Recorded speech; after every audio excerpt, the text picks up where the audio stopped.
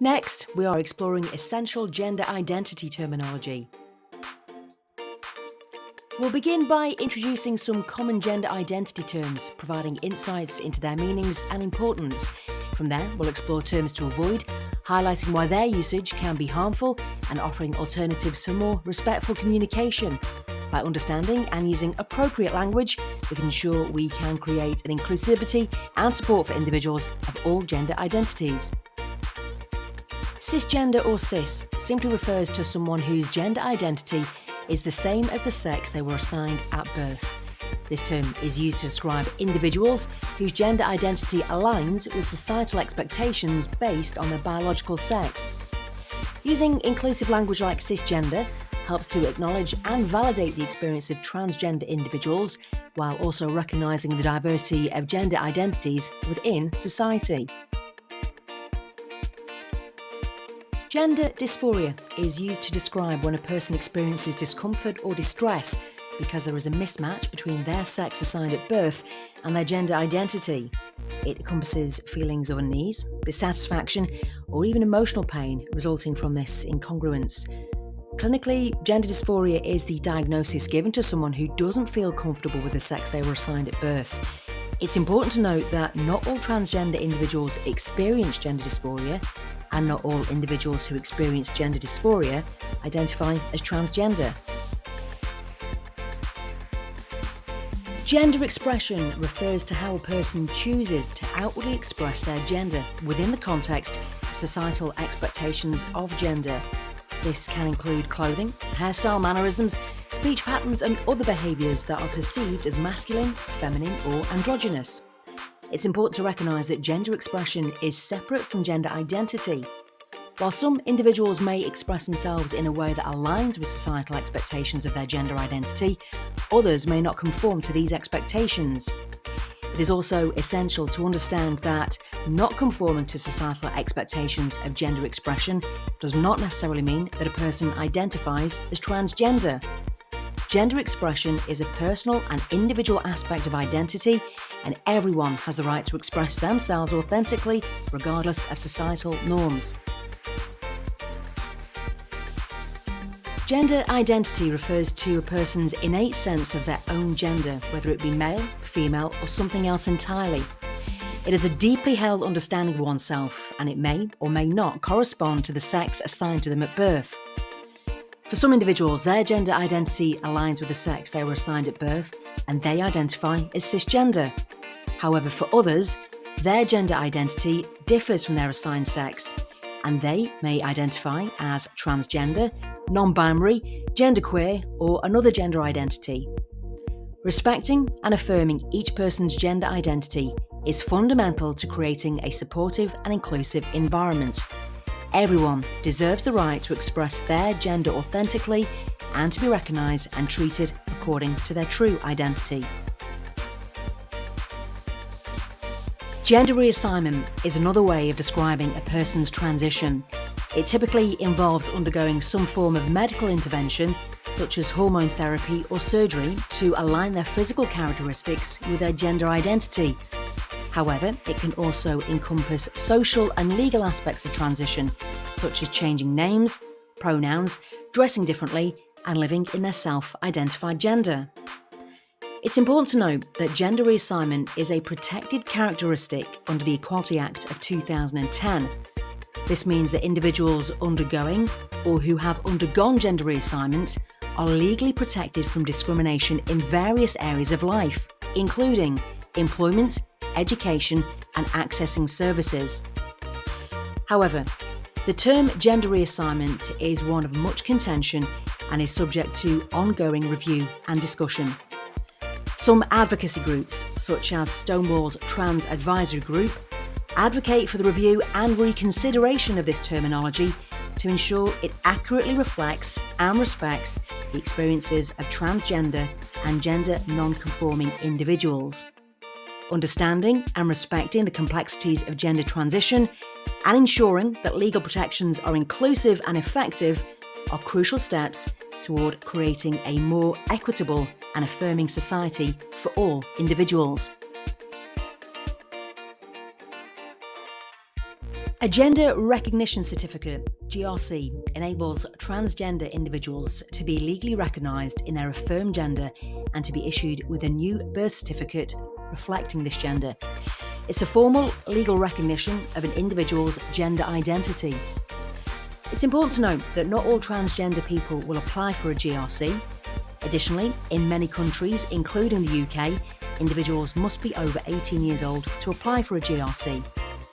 It's also worth mentioning that while a GRC provides legal recognition of gender identity, it is not always necessary to change gender markers in other areas of life. For example, in the UK, you do not need a GRC to change your gender markers at work or to legally change your gender on documents such as your passport. Understanding the role of a gender recognition certificate and the options available for legal gender recognition is essential in supporting the rights and dignity of transgender individuals. Trans is an umbrella term used to describe people whose gender identity is not the same as or does not sit comfortably with the sex they were assigned at birth.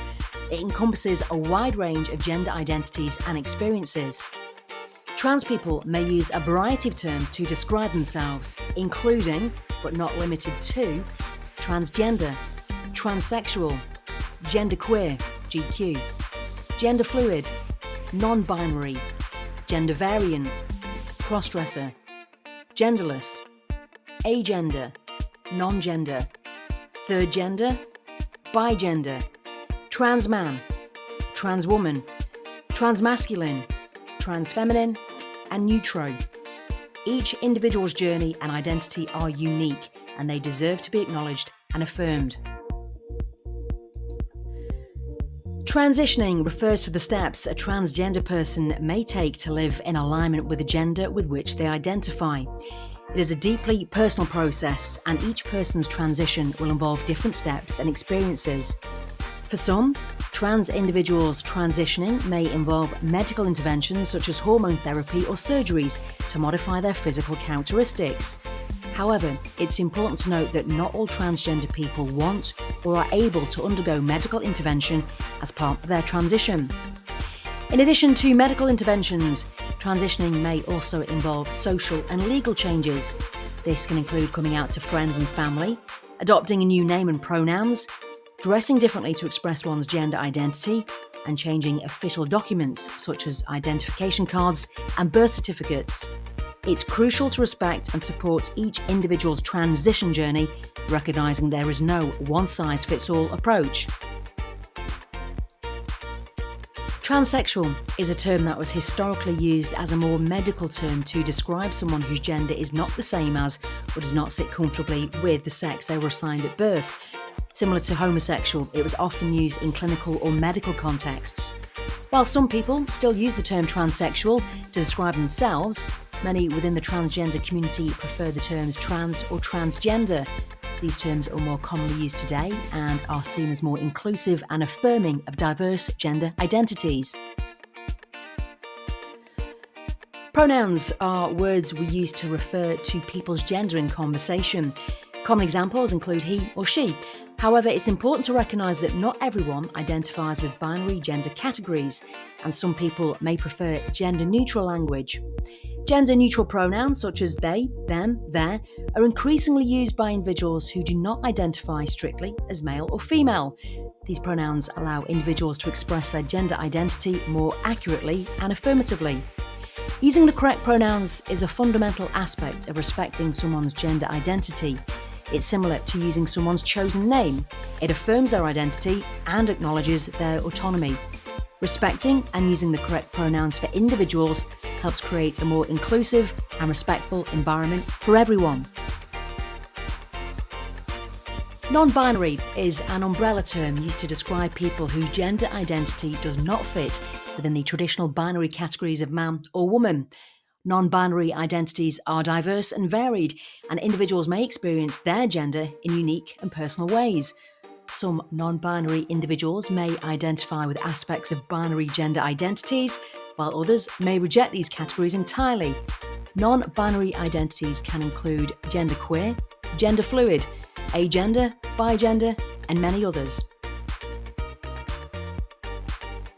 Intersex is a term used to describe a person who may have biological attributes that are not solely male or female, or whose biological attributes do not fit in within societal assumptions about what constitutes male or female. Intersex variations can involve chromosomes, hormones, genitalia, or other physical characteristics. It's important to recognise that intersex is a natural and common variation of human biology, affecting approximately 1 in 1,500 to 1 in 2,000 live births. Intersex individuals may identify as male, female, or non-binary, and their gender identity is separate from their intersex status.